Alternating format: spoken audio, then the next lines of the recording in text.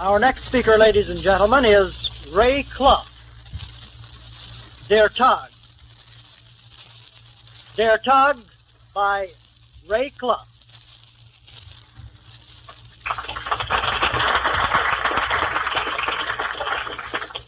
Mr. Toastmaster, fellow Toastmasters and guests,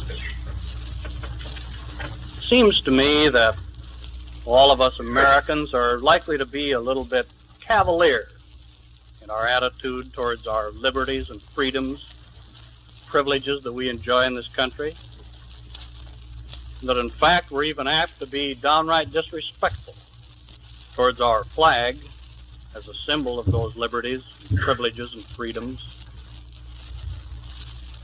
During the last war, I had an experience which I think sharpened a little bit my appreciation of our liberties, of our flag as its symbol.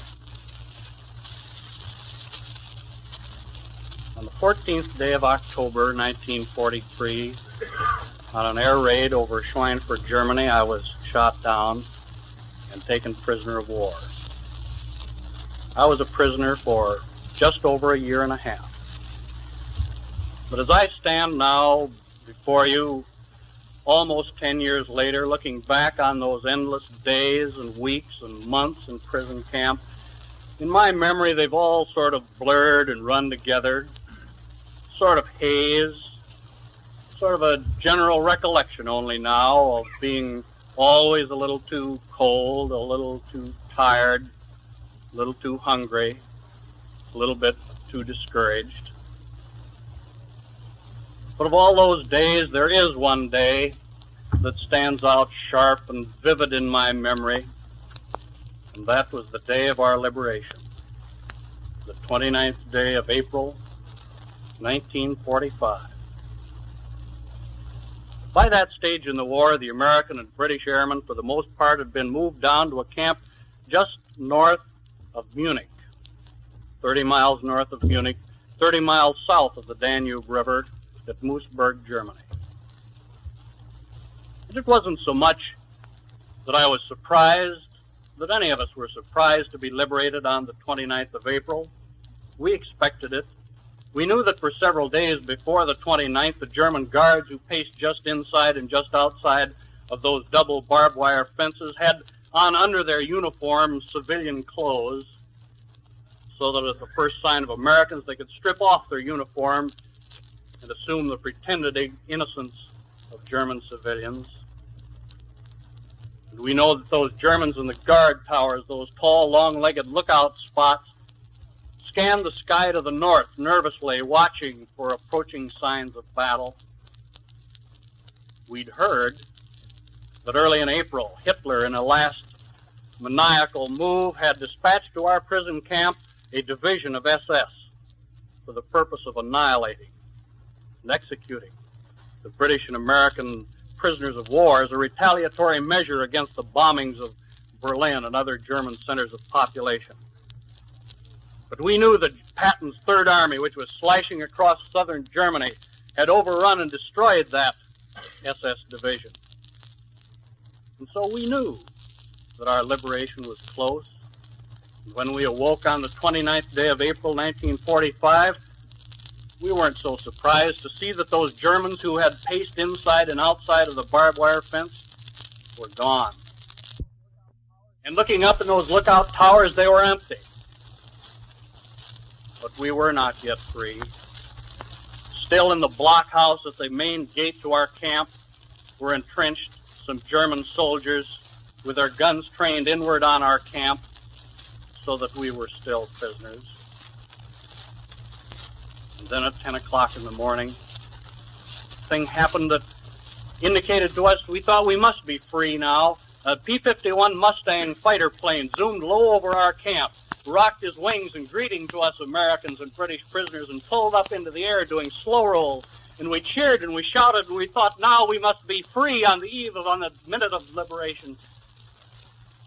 But even as that plane pulled up into the air, the firing started. The elements of that German SS division hadn't been entirely destroyed, and some of them retreating down the road towards Munich, Germany, straggled past the main gate to our camp. As they did so, some of them paused long enough to hurl into our camp their last grenade, or paused long enough to fire into our midst a few bursts from their light machine guns. So with our hands or a board or a tin can, as best we could, we dug shallow trenches to try to protect ourselves. But even on that day of liberation, some of us were wounded. And the firing kept up until 2 o'clock in the afternoon, and at 2 o'clock the firing stopped. It was quiet.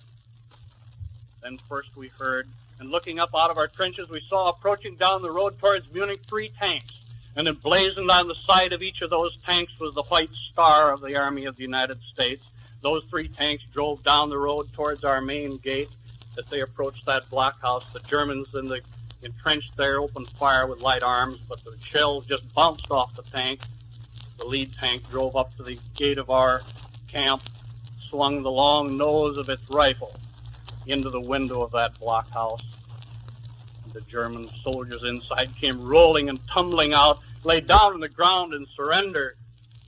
The Americans leaped from their tank, climbed to the top of that bunkhouse, grasped the shrouds of the flagpole, and they pulled down for the first time in 18.5 months the black and red swastika of the Third German Reich. They raised up before our eyes the stars and stripes of the United States of America. We were free.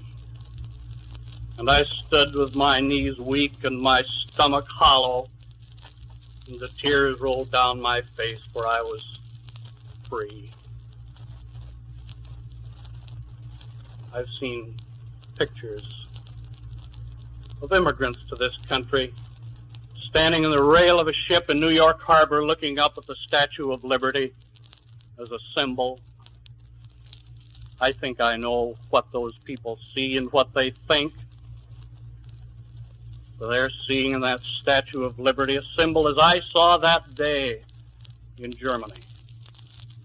Not an impersonal, intangible symbol of liberty, but a symbol of personal, immediate liberation.